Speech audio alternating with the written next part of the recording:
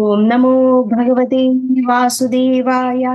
ഇന്ന് നമ്മൾ കാണാൻ പോകുന്നത് വിഷ്ണു സഹസ്രനാമത്തിലെ 61-ാമത്തെ ശ്ലോകമാണ്. ഈ ശ്ലോകത്തിൽ ഭഗവാന്റെ 567-ാമത്തെ നാമം മുതൽ 573-ാമത്തെ നാമം വരെയുള്ള വിശദീകരണമാണ് പറയുന്നത്. സുധൻവാ കണ്ഠ പരശൂർധാരുണോ ദ്രവിണപ്രദകാം ദിവക് സ്പൃക് സർവദൃഗ്വ്യാസോ വാജർസ്പരിതയോ നിജകാം. ഈ ശ്ലോകത്തിലെ നാമങ്ങൾ സുധൻവ, കണ്ഠപരശു, ദാരുണ, ദ്രവിണപ്രദ, ദിവസ്പൃക്, സർവദൃക് വ്യാസ, വാചസ്പതിർ യോനിജ എന്നിങ്ങനെ 7 നാമങ്ങളാണ്. ഇതിൽ ആദ്യത്തെ നാമമാണ് സുധൻവ. ഭഗവാന്റെ കയ്യിലുള്ള ആ വില്ലിനെ സാർഗ എന്ന് പറയുന്നു. അതുപോലെ തന്നെ ഭഗവാൻ ഓരോ അവതാരത്തിലും ഓരോ മഹത്തരമായ ആയുധങ്ങളെയും എടുക്കുന്നു. ഇതുപോലെ തന്നെയാണ് നമ്മുടെ ഇന്ദ്രിയങ്ങളെയും അവരുടെ പ്രവർത്തനങ്ങളുടെയും നിയന്ത്രണം സാക്ഷാൽ ഭഗവാന്റെ കയ്യിലാണുള്ളത്. അങ്ങനെ സുധൻവ എന്ന് പറയുന്ന ആ ഒരു ആയുധത്തിന് ഉടമയാകുന്ന ഭഗവാന് സുധൻവ എന്ന നാമധേയം, അതായത് ഭഗവാന്റെ കയ്യിലുള്ള ആയുധങ്ങളെ അത്രമാത്രം പ്രാധാന്യമുണ്ട്. അതൊക്കെ നമ്മുടെ ഇന്ദ്രിയങ്ങളെ കുറിക്കുന്നതാണ്. അടുത്ത നാമധേയം കണ്ഠപരശു എന്നാണ്. അതായത് ഭഗവാൻ പല അവതാരങ്ങളിൽ ഒരു മഹത്തായ ഒരു അവതാരമാണ് പരശുരാമ അവതാരം. ആ ഒരു അവതാരത്തിൽ ഭഗവാൻ ആ മയു ഉപയോഗിച്ചിരുന്നു. ആ ഒരു ആയുധത്തിന്റെ പേര് പരശു എന്നാണ്.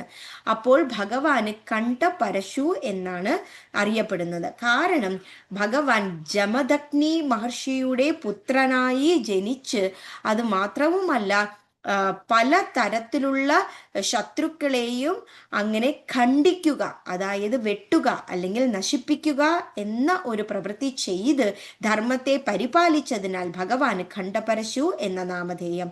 അതായത് ഏതൊരു ശക്തിയാണോ ആ ഒരു പരശു എന്ന് പറയുന്ന ആയുധത്തെ കയ്യിലേന്തിക്കൊണ്ട് മറ്റുള്ള ശത്രുക്കളെ ഖണ്ഡിക്കുന്നത്, ആ ഒരു ശക്തിക്ക് ഖണ്ഡപരശു എന്ന നാമധേയം. അടുത്ത നാമധേയം ദാരുണ എന്നാണ്. അതായത് ഒട്ടും ദയയില്ലാതെ അധർമ്മത്തെ ഇല്ലാതാക്കുന്ന ഭഗവാന് ദാരുണ എന്ന നാമധേയം.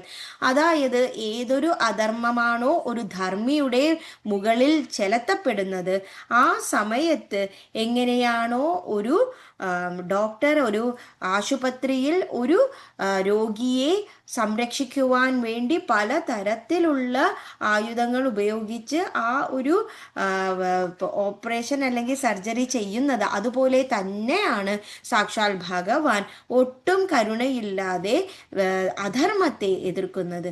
ഒരു രോഗത്തെ എതിർത്തുകൊണ്ട് ഒരു രോഗിയെ രക്ഷിക്കുന്ന ഒരു ഡോക്ടറിനെ പോലെ.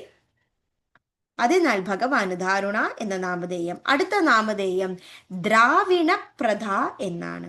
അതായത് പ്രഥ എന്നാൽ കൊടുക്കുക എന്നർത്ഥം, ദ്രാവിണ എന്ന് പറഞ്ഞാൽ സമ്പത്ത് എന്നർത്ഥം. ഏതൊരു ഭഗവാനോ കൈ നിറയെ സമ്പത്ത് കൊണ്ട് മറ്റുള്ള ഭക്തന്മാർക്ക് കൊടുക്കുവാൻ തയ്യാറായിട്ടുള്ളത്, ആ ഒരു ശക്തിയെ ദ്രാവിണപ്രഥ എന്ന് പറയുന്നു. അതായത് വ്യാസ മഹാമുനിയുടെ അഭിപ്രായത്തിൽ സാക്ഷാൽ മഹാവിഷ്ണു പരമഭക്തർക്ക് പല തരത്തിലുള്ള സമ്പത്ത് കൊടുക്കുന്നു. അതായത് ജ്ഞാനമാകുന്ന സമ്പത്ത്, ശാസ്ത്രങ്ങളിൽ ഉള്ള അതീവ ജ്ഞാനത്തെയും സമ്പത്തായി കൊടുക്കുന്നു. അത് മാത്രവുമല്ല വിജ്ഞാനത്തെയും കൊടുക്കുന്നു. അതും ഒരു സമ്പത്തെന്ന രീതിയിലല്ലാതെ ആ ഒരു നിഗൂഢമായ, വളരെ ദൃഢമായ, വളരെ തെളിച്ചമായ ഒരു മനസ്സിലാക്കുവാൻ സാധ്യമുള്ള രീതിയിലുള്ള ഒരു ജ്ഞാനവിജ്ഞാനത്തെ കൊടുക്കുന്നതിനാൽ ഭഗവാന് ദ്രാവിണപ്രഥ എന്ന നാമധേയം. അടുത്ത നാമധേയം ദിവസ്പൃക് എന്നാണ്. ദിവ എന്ന് പറഞ്ഞാൽ ആ ഒരു വെളിച്ചം, സ്പൃക് എന്നാൽ ആ ഒരു ആകാശത്തിന് മുട്ടേ പോകുന്ന ഒരു ശക്തി. അതായത് ഭഗവാൻ ആ ഒരു ഭഗവത്ഗീതയിൽ അർജുനന് കാണിച്ചു കൊടുത്ത വിശ്വരൂപം, അതിങ്ങനെ വളർന്ന് വളർന്ന് വളർന്ന് ആകാശത്തിനും മീതെ വളർന്നു നിൽക്കുന്ന അത്രയും മഹത്തായ ആ ഒരു വളർച്ചയുള്ളതിനാൽ ഭഗവാന് ദിവസ്പൃക് എന്ന നാമധേയം. അടുത്ത നാമധേയം സർവദൃക് വ്യാസ എന്നാണ്. സർവ എന്നാൽ എല്ലാം എന്നർത്ഥം. ദൃക് എന്നാൽ വളരെ ജ്ഞാനിയായിട്ടുള്ളത് എന്നർത്ഥം. വ്യാസ എന്നാൽ ഭഗവാന്റെ ഒരു വളരെ പുനിതമായ ഒരു അവതാരമായ വ്യാസ ഭഗവാന്റെ ആ ഒരു അവതാരം. അതായത് ഭഗവാൻ പല സൃഷ്ടികളും നടത്തുമ്പോൾ എല്ലാ സൃഷ്ടികളിലും ഒരു ജ്ഞാനി, എല്ലാ സൃഷ്ടികളിലും ജ്ഞാനത്തിന്റെ അംശം കൊടുത്തുകൊണ്ടാണ് ഓരോ സൃഷ്ടിയും ചെയ്യുന്നത്. അപ്പോൾ ആ ജ്ഞാനത്തെ തിരിച്ചറിഞ്ഞ് അത് വളർത്തി മറ്റുള്ളവർക്കും പകർന്നു കൊടുത്ത് അതിൽ പൂർണ്ണമായി മനസ്സിലാക്കിക്കൊണ്ട് ജീവിതത്തിലെയും പ്രപഞ്ചത്തിൻ്റെയും കാര്യങ്ങൾ അറിഞ്ഞുകൊണ്ട് ഏതൊരു ശക്തിയാണോ ഉള്ളത് ആ ഒരു ഭക്തന് ഭഗവാൻ മോക്ഷം കൊടുക്കുകയും ചെയ്യുന്നു. അതുപോലെ തന്നെ ഭഗവാൻ എല്ലാ സ്ഥലത്തും കാണുന്ന ഒരു ശക്തിയാണ്. അതിനാൽ ഭഗവാൻ ശ്രീ വേദവ്യാസരെ പോലെ വളരെ ജ്ഞാനത്തിന് ഉടമയായ അദ്ദേഹം പല തരത്തിലുള്ള വേദങ്ങൾ നമുക്കായി തന്നിട്ടുണ്ട്. അതിൽ ഋഗ്വേദങ്ങൾ 4 രീതിയിലുള്ള ഋഗ്വേദങ്ങൾ മാത്രമല്ല, ആ ഒരു വേദത്തിലൂടെ നമുക്ക് 21 അതിൽ നിന്നും ഘടകങ്ങളാണ് നമുക്ക് തന്നിട്ടുള്ളത്. അതുപോലെ അത് ഋഗ്വേദത്തിലാണെങ്കിൽ 21, യജുർവേദത്തിലാണെങ്കിൽ 101, സാമവേദത്തിലാണെങ്കിൽ 1000-ൽ പരം, അതുപോലെ അഥർവവേദത്തിലാണെങ്കിൽ 9 ശാഖകൾ എന്നിങ്ങനെ അത്രത്തോളം വേദത്തിന് ശാഖകളും ഉപശാഖകളും തരുന്നതിനു പുറമെ 18 പുരാണങ്ങൾ നമുക്ക് തന്നിട്ടുണ്ട്. അതുപോലെ തന്നെ ബ്രഹ്മസൂത്രങ്ങളും തന്നിട്ടുണ്ട്. അധികം ബഹുമാനിതമായ ആ ഒരു വേദവ്യാസം സാക്ഷാൽ ഭഗവാന്റെ തന്നെ ഒരു അവതാരമാണ്.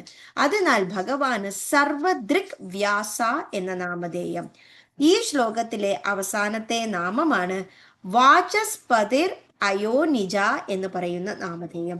വിദ്യ, അതായത് എല്ലാ തരത്തിലുള്ള ജ്ഞാനം, അത് ഭഗവാന്റെ ഒരു വലിയ ഒരു സമ്പത്താണ്. അത് ഓരോ സൃഷ്ടിയും ആ ഒരു ഉദരത്തിൽ നിന്നും വരുമ്പോൾ തന്നെ എല്ലാ സൃഷ്ടികളിലും ആ ഒരു അംശം ചിലത്തിക്കൊണ്ട് സാത്വികമായ ആ ഒരു അറിവ് കൊടുത്തുകൊണ്ടാണ് ഓരോ സൃഷ്ടിയും ഈ ഭൂമിയിൽ ജനിക്കുന്നത്. അപ്പോൾ അത്രയും ശക്തിയുള്ള ആ ഒരു ജ്ഞാന വിജ്ഞാന സാത്വികമായ സ്വഭാവത്തെ കൊടുക്കുന്ന ഭഗവാന് വാചസ്പതിർ അയോനിജ എന്ന നാമധേയം. അപ്പോൾ ഈ ശ്ലോകത്തിൽ നമ്മൾ കണ്ട നാമങ്ങൾ സുധൻവ, കണ്ഠപരശു, ദാരുണ, ദ്രവിണപ്രദ, ദിവസ്പൃക്, സർവദൃക്വ്യാസ, വാചസ്പതിർ അയോനിജ എന്നീ 7 നാമങ്ങളാണ്. സുധൻവ, കണ്ഠപരശുർ, ദാരുണോ, ദ്രവിണപ്രദഃ, ദിവസ്പൃക്, സർവദൃക്വ്യാസോ, വാചസ്പതിരയോനിജഃ. ശ്രീഹരേ നമഃ. ശ്രീഹരേ നമഃ. ഗോപികാ ജീവനസ്മരണം. ഗോവിന്ദ ഗോവിന്ദ.